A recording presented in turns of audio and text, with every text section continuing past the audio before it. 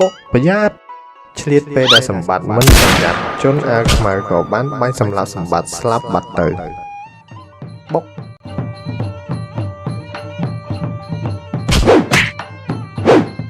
នៅក្នុងភូមិមួយ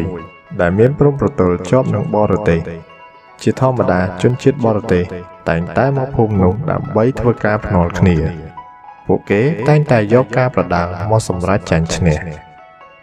នៅក្នុងភូមិនោះមានគ្រួសារមួយដែលជាអ្នកប្រដាល់គ្រប់ចំនួនហើយចំណែកនេះគឺសម្បត្តិ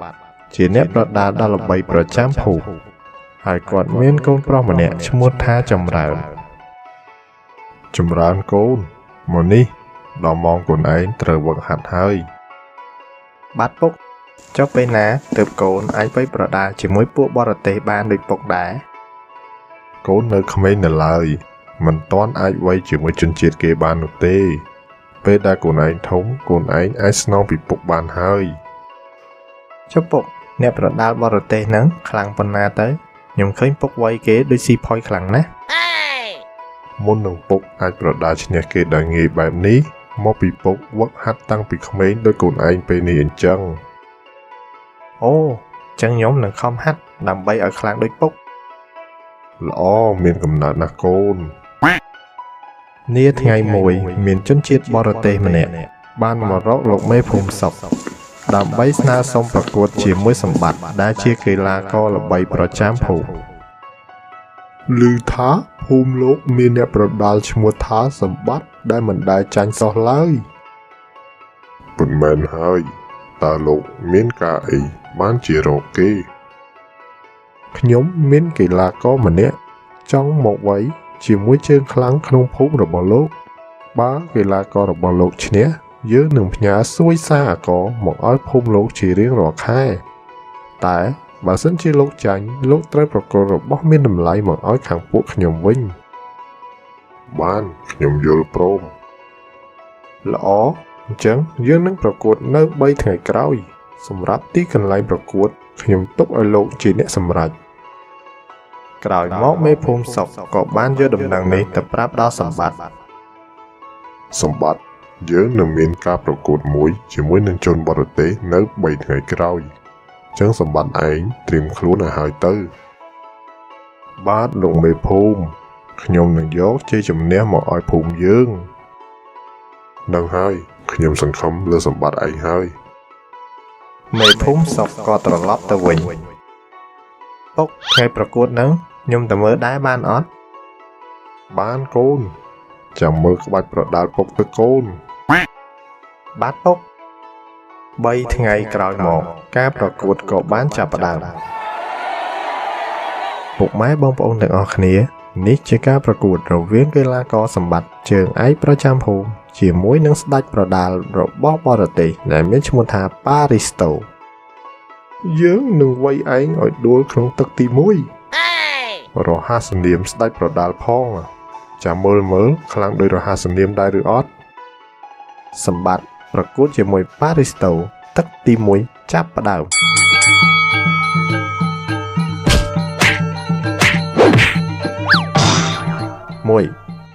2 3 4ពុកអស់ចាណាទៅតែទឹកទី1សោះវាយគេសន្លប់បាត់ហើយជុំមិនក៏អ្នកប្រដាល់ខ្មែរខ្លាំងម្ល៉េះ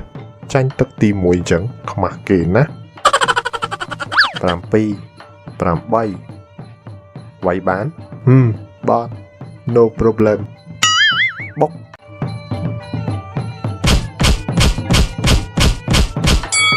ចប់ទឹកទី1ពុកខ្ញុំពូកែជាងគេខាងគេនោះក៏មិនអន់ដែរទឹកទី2ចាប់ផ្ដើម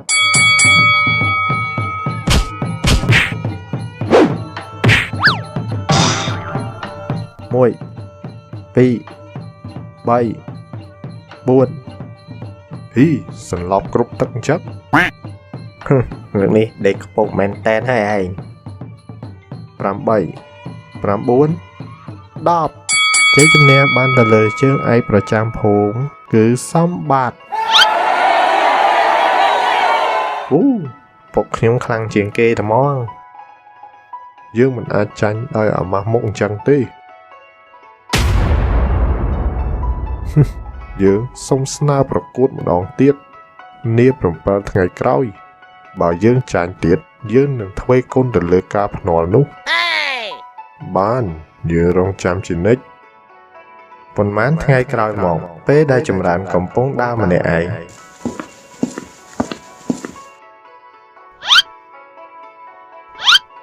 ពលលោកជាណាមកតាមយើងតាមសម្រួលមកបើមិនចង់ឈឺខ្លួនខ្ញុំមិនទៅតាមមនុស្សមិនស្គាល់ទេអាល្អិតនេះបើមិនបានឈឺសាច់វាមិនអស់ចិត្តមែនណាចម្រើនបានវាយម្នាក់ឲ្យដួលតែក៏ត្រូវម្នាក់ទៀតវាយមួយដំបងពីក្រោយសន្លប់បាត់ទៅពេលនោះក៏មាននារីម្នាក់បានឆ្លងកាត់ទីនោះចុងស្រីស្អាតមែនតា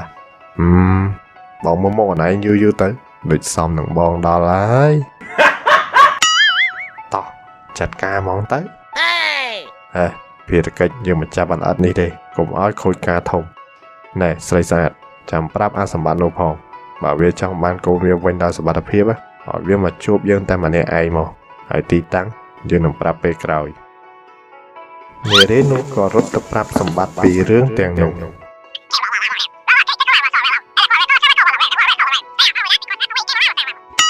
ខ្ញុំដឹងហើយមិនបាច់ឲ្យអ្នកណាដឹងទៀតទេខ្ញុំនឹងទៅដោះស្រាយវាដោយខ្លួនឯងប៉ុន្មានម៉ោងក្រោយមកសម្បត្តិក៏ទៅទីតាំងដែលគេបានកំណត់កូនយើងនៅឯណានៅទីនេះជាកូនផងពកដោះលែងកូនយើងភ្លាមឯងចង់បានអីយើងចង់ប្រកួតជាមួយឯងម្ដងទៀតតែលើកនេះយើងចង់ឲ្យឯងធ្វើជាប្រកួតចាញ់កោតឯងជាអ្នកប្រដាល់មួយនឹងគេដែរតែហ៊ាននិយាយពាក្យបែបនេះដោយមិនចេះខ្មាស់អញ្ចឹងសោះមិនបាច់និយាយច្រើនទេបើឯងធ្វើតាមយើងនឹងដោះលែងកូនឯងតាមសម្រួល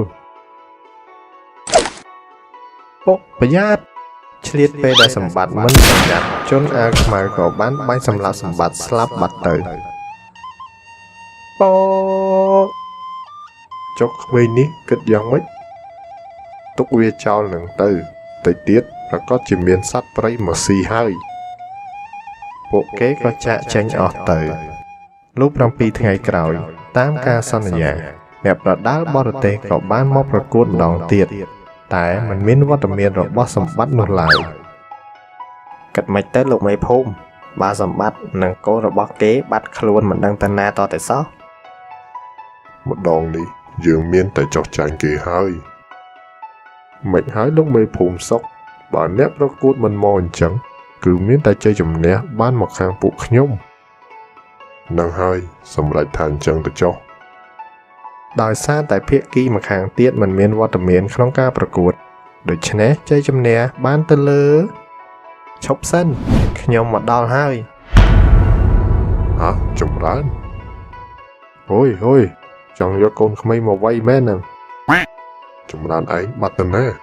ហើយឯណាទៅពុកឯងពុកខ្ញុំត្រូវពួកនោះសម្លាប់បាត់ហើយ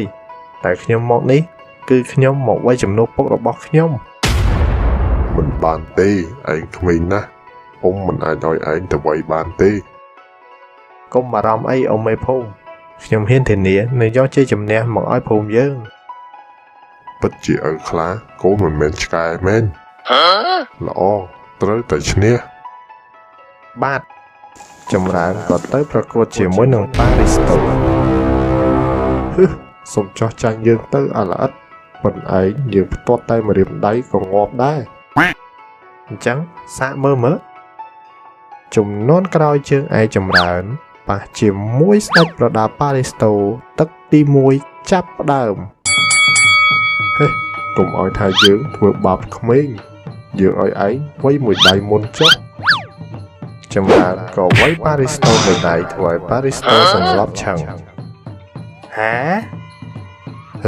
មិនចឹងងើបឡើងស្ដេចប្រដាល់គាត់ដាក់ដៃវាមិនក៏ខ្លាំងដូចឪវាម្លេះ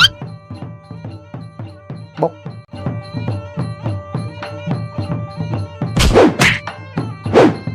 ចម្ ច្រើនក៏វាយប៉ារីស្តូម្ដងទៀតសន្លប់ស្ដោកស្ដឹងហើយអាញាកណ្ដាលក៏រាប់ដល់10ជុំមិនក៏យើងមកត្រូវចាញ់កូនក្មេងទៅវិញអាល្អិតនឹងកម្លាំងប្រហែលនឹងឪវាហើយពេលវាយខ្ញុំមានអារម្មណ៍ថាដូចជាវាយជាមួយឪពុកវាអញ្ចឹងត្រូវហើយយើងនិងឪពុករបស់យើងរួមគ្នាដើម្បីយកឈ្នះឯង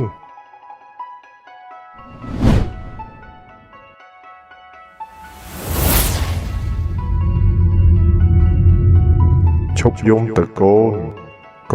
ត្រូវតែទៅប្រកួតជំនួសពុកដើម្បីយកជ័យជំនះមកឲ្យភូមិយើងតែខ្ញុំមិនខ្លាំងដូចពុកនោះទេ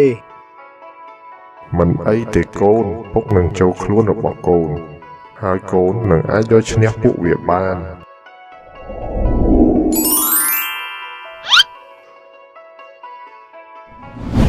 ចំជាពិបាកមែនងាប់ហើយនៅធ្វើខ្មោចតាមយកឈ្នះយើងទៀតល្អលើកនេះចាត់ទុកថាឯងឈ្នះចុះអ្នកប្រដាល់បរទេសក៏បានចាញ់និងត្រឡប់ទៅប្រទេសរបស់ខ្លួនវិញរីឯចម្រើនក៏ក្លាយជាជើងឯកក្នុងភូមិបន្ទាប់ពីឪពុករបស់គេ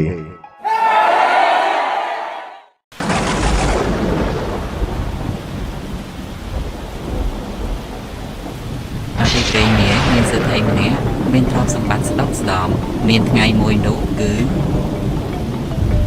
យីម៉ូបតើកូនរបស់ខ្ញុំមកកាត់ហើយនៅតើប្រុសឬក៏ស្រីយីម៉ូបកើតហើយលោកសេដ្ឋីកើតហើយតែយ៉ាងម៉េចយីម៉ូបតើនេះមានរឿងអីកើតឡើងទៅលោកសេដ្ឋីចូលមកមើលខ្លួនឯងមកតែជាអកុសលកូននោះមកមានខ្លួនប្រាណជាសត្វជ្រូកឪពុកម្ដាយអន់ចិត្តជាពន់ពេកព្រោះកូនមានសភាពជាសត្វកូននោះឆាប់ចេះដើរខ្លាំងណាស់ហើយក៏ចេះនិយាយភាសាមនុស្សនិងឧស្សាហ៍ព្យាយាមមិនចេះខ្ជិលនិងមានប្រាជ្ញាឆ្លាតវៃទៀតផងលុះខ្លួនកាន់តែធំចេះរក្សាការពារទ្រព្យសម្បត្តិឪពុកម្ដាយបម្រើការផ្សេងចំណែកវត្ថុស្ងាត់អាចកំបាំងដែលមានក្នុងខ្លួនកូនជ្រូកនេះឪពុកម្ដាយគឺមិនដឹងសោះឡើយតាមពិតជ្រូកនេះមានប្រខ័ណ្ឌជារបស់សិទ្ធិនៅក្នុងខ្លួនលុះជ្រូកនេះមានវ័យកាន់តែធំឡើងឪពុកម្ដាយកាន់តែពេញចិត្តអំពីចរិយាដឹងខុសត្រូវតតែរូបសម្បត្តិជាមនុស្សតែប៉ុណ្ណោះស្រាប់តែវេលាថ្ងៃមួយជ្រូកនោះបាននិយាយទៅកាន់មេដាបៃតាថាពុកម៉ែកូនចង់ពឹងពុកម៉ែរឿងមួយតើបានទេតើកូនមានរឿងអ្វីទៅកូនពុកមិនបានជាកូនណាធ្វើមុខបែបនេះកូនណាឆាប់និយាយមកណាពុកកូនបានឃើញគេមានប្រពន្ធកូនអស់ហើយមើលទៅពួកគេពិតជាមានក្តីសុខខ្លាំងណាស់កូនចង់សុំពុកម៉ែរកប្រពន្ធមួយនឹងគេដែរកូនណាចង់បានប្រពន្ធហើយតើពុកម៉ែព្រមដែរឬទេកូនអើយឲ្យពុកម៉ែទៅចូលស្ដីដណ្ដឹងកូនអ្នកណាទៅដែលគេព្រមឲ្យនោះតើគេព្រមឲ្យឬក៏អត់បើកូនឯងមានសភាពជាសត្វដូចនេះនោះសពថ្ងៃឪពុកម្ដាយមានតែកូនឯងតែម្នាក់គត់ជាទីស្រឡាញ់ស្មើនឹងជីវិតឯទ្រព្យសម្បត្តិរបស់យើងក៏ទីតក្រទៀតតែត្រង់រឿងដែលកូនឲ្យពុកម៉ែទៅរកស្ដីដណ្ដឹងកូនគេនោះពុកម៉ែតត្រង់រឿងនឹងហើយមិនហ៊ានទៅស្ដីកូនអ្នកណាទេកូនអើយបើគេនិយាយមិនមកវិញនោះពុកម៉ែច្បាស់ជាខ្មាស់គេខ្លាំងណាស់តែបើកូនយកជ្រូកដូចគ្នានោះមិនពិបាកទេណាកូនពុកបើឲ្យកូនយកប្រពន្ធជ្រូកនោះកូនមិនយកទេតែបើប្រពន្ធមនុស្សគឺកូនយកបើពុកម៉ែមិនព្រមរកឲ្យកូនទេទុកឲ្យកូនដើររកប្រពន្ធដោយខ្លួនឯងវិញមិនយូរប៉ុន្មានស្រាប់តែចៅជ្រូកនោះឥតប្រាប់អ្វីទៅកាន់ឪពុកម្ដាយទៀតទេហើយក៏បានចាក់ចេញពីផ្ទះបាត់ទៅសេដ្ឋីពីរនាក់ប្តីប្រពន្ធស្វែងរកសពទិសទីតែមិនឃើញទាល់តែសោះក៏កើតចិត្តក្រៀមក្រំអាណិតកូនចំណែកចៅជ្រូកឯនេះវិញមុននឹងធ្វើដំណើរចាក់ចេញទៅក៏សម្លឹងមើលឧទ្ទិសក្នុងចិត្តថា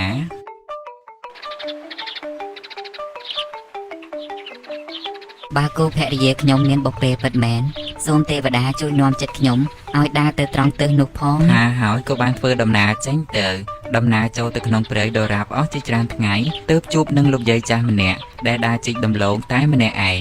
ក្នុងព្រៃនោះស្ងាត់ណាស់ចៅជ្រូកក៏ដើរចូលនឹងទៅចិត្តហើយក៏បានសួរទៅយាយនោះថាលោកយាយតើលោកយាយដើររកអ្វីហ្នឹងលោកយាយតើលោកយាយមានលើខ្ញុំនិយាយទេយាយលើពាក្យចៅជ្រូកចេះស្រដីក្នុងចិត្តរីករាយអាណិតស្រឡាញ់ហើយគាត់ក៏បានឆ្លើយថាយាយដើររកជីកដំឡូងតែឥឡូវជីកគ្មានបានទេចៅអើយលោកយាយនៅដល់ណាតើលោកតាគាត់នៅទេហើយលោកយាយមានកូនប៉ុន្មានអ្នកដែរចៅអើយផ្ទះយាយនៅឯណោះតាគាត់ស្លាប់បាត់យូរណាស់មកហើយយាយនៅមេម៉ាយជាមួយកូនស្រី2នាក់គ្មានកូនប្រុសទេ ឥឡូវកូនស្រីនេះពេញក្រមុំអស់ហើយ ចៅជ្រូកឮលោកយាយប្រាប់ថាមានកូនក្រមុំ2នាក់នៅទំនេរយ៉ាងដូចនេះចៅជ្រូកក៏និយាយដំណើររឿងខ្លួនឲ្យលោកយាយបានស្ដាប់សពគ្រប់ហើយក៏បានសុំលោកយាយទៅជាមួយផង ជ្រូកនេះដឹងខុសត្រូវសពគ្រប់ចេះនិយាយភាសាមនុស្សពីរោះល្អណាស់ហើយវាថាឪពុកម្ដាយវាជាសេដ្ឋីផងបើជ្រូកនេះវាស្រឡាញ់កូនអញហើយបើកូនអញវាព្រមអញគូតែផ្សំគុំវាហើយ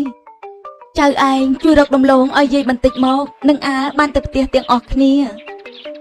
ចៅជ្រូកចូលក្នុងព្រៃភ្លាមស្វែងរកដំឡូងមិនយូរប៉ុន្មានចៅជ្រូកបានមើមដំឡូងក៏ជាច្រើនគំនរយាយចេះតែតាមរើសដាក់កញ្ជើយាយពេញចិត្តនឹងចៅជ្រូកឥតឧបមាព្រោះឆ្លាតប៉ិនប្រសពរកដំឡូងពេញកញ្ជើទាំងពីរចៅជ្រូកបានបង្គាប់យាយឲ្យលើកកញ្ជើដំឡូងដាក់លើខ្នងហើយក៏បានដើរតាមលោកយាយលុះទៅដល់ផ្ទះ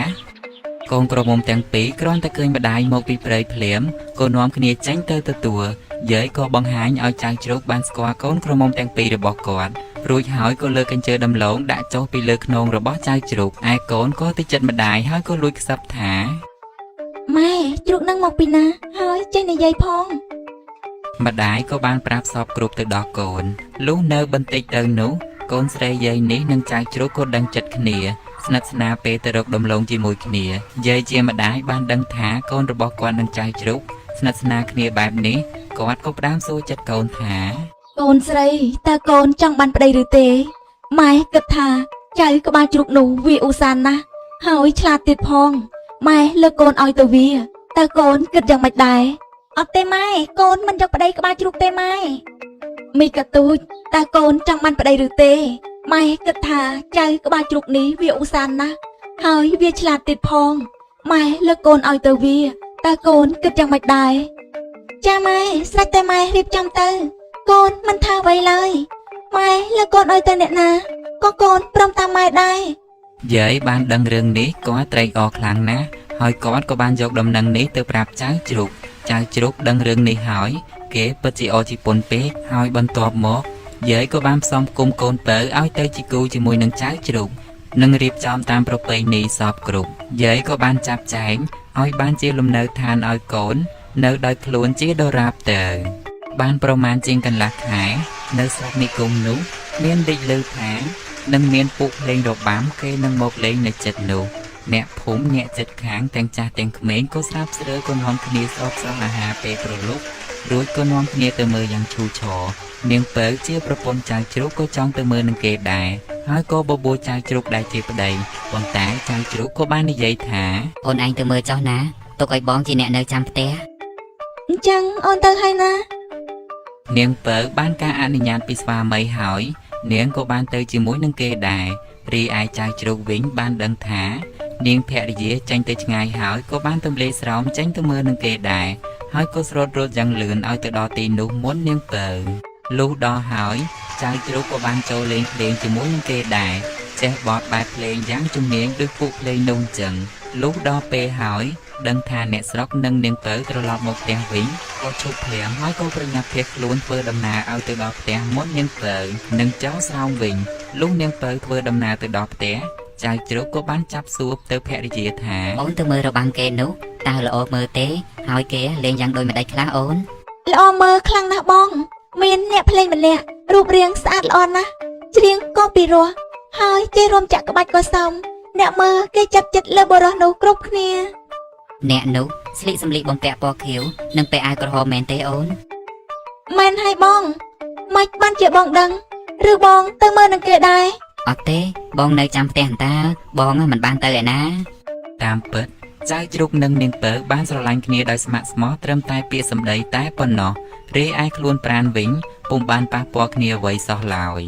លុះដល់ស្អែកពេលល្ងាចអ្នកស្រុកបានផាអ៊ូអរនឹងទៅមើលភ្លេងរបាំនោះម្ដងទៀតនាងភរិយាចៅជ្រូកក៏បានសូមប្តីទៅមើលម្ដងទៀតចៅជ្រូកក៏អនុញ្ញាតមិនថាអ្វីសោះឡើយរួចក្រោយមកខ្លួនក៏បានលួចចេញពីស្រោមហើយក៏បានចូលទៅក្នុងវងរបាំនោះដោយការពីយប់មុនអញ្ចឹងកាលណាដល់ពេលគេឈប់ភ្លាមចៅជ្រូកក៏ម្នីម្នាចូលស្រោមខ្លួនវិញឲ្យតាន់ប្រពន្ធមកដល់ផ្ទះលុះប្រពន្ធមកដល់ក៏សួរប្រពន្ធទៀតថា ម៉េចអូនតើទៅមើលល្ងាចនេះតើល្អមើលទៀតទេ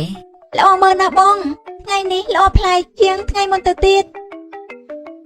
ចៅជ្រូកក៏បានសើចរួចក៏តបបែបដូចប្រងើយទៅវិញថា អ្នកដែលលេងល្អជាងគេនោះតើបរិសស្លៀកពាក់សំពត់ពណ៌ខៀវនិងពាក់អាវសមែនទេ មែនហើយមិនបានជាបងដឹងខ្ញុំឆ្ងល់ណាស់ ចំណែកនាងភរិយាមិនទៅរហូតនោះទេព្រោះនាងបានសង្ស័យចំពោះប្តីណាស់នាងបានទៅតែបន្តិចរួចក៏ត្រឡប់មកវិញចាំមើលប្តីស្រាប់តែឃើញប្តីចេញពីស្រោមមានរូបឆោមល្អប្រឹមប្រៃគឺជាបុរសលេងរបាំដែលនាងបានសរសើរថាល្អនោះនាងស្ទុះប្រញាប់ទៅចាប់ឃាត់ប្តីមិនឲ្យចូលទៅក្នុងស្រោមវិញឡើយ បងសូមបងកុំចូលទៅក្នុងស្រោមវិញអីអូនសូមអង្វរ ប្តីក៏សុកចិត្តធ្វើតាមពីអង្វររបស់ភរិយាតែសូមឲ្យនាងរក្សាស្រោមនោះទុកឲ្យបានស្រួលបួរនាងពើក៏បានយកស្រោមនោះទៅទុកដាក់នៅកន្លែងសមរម្យតាមបង្គាប់ប្តីហើយពួកគេទាំងពីរនាក់ក៏បានរស់នៅជាមួយគ្នាសុខសាន្តរហូតតរៀងទៅពេលមួយនៅប្រទេសនោះឥតមានស្ដេចពួកសេនាអាមាត្យក៏នាំគ្នាធ្វើពិធីរកអ្នកមានបុណ្យដើម្បីឲ្យឡើងគ្រងរាជ្យតែពេលនោះដែរគ្រឿងអស្ចារ្យរបស់ចៅជ្រូកបានសោកសាយគ្រប់ទិសទីសេនាអាមាត្យក៏បាននាំគ្នាទៅអញ្ជើញបរិសដ៏អស្ចារ្យនេះឲ្យឡើងគ្រងរាជ្យគ្រប់គ្រងប្រទេសតទៅលុះគ្រងរាជ្យហើយប្រមាណជាងកន្លះខែព្រះចៅឡើងគ្រងរាជ្យថ្មីនេះនាំមហេសីទៅរកផ្ទះឪពុកម្ដាយចៅរំភើបស្លុតក្នុងចិត្តហើយតាំងរៀបចំទទួលព្រះរាជាស្ដេចបានសួរអំពីដំណើររឿងមានកូនប្រុសស្រីប៉ុន្មាននាក់សេដ្ឋីក្រាបទូលថ្វាយ ខ្ញុំមានតែកូនប្រុសម្នាក់ទេហើយគេមានរូបរាងជាសត្វជ្រូកផងតែគេចេះនិយាយភាសាមនុស្សបានច្បាស់លាស់ខ្លាំងណាស់ពេលមួយកូននោះបានទាឲ្យខ្ញុំទៅរកស្ដីដណ្ដឹងប្រពន្ធឲ្យលុះខ្ញុំប្រាប់ថាមិនបានទេកូននោះស្រាប់តែចេញពីផ្ទះបាត់រហូតទៅមិនដឹងថាគេទៅណាមកណាទេបានជាយូរយ៉ាងនេះ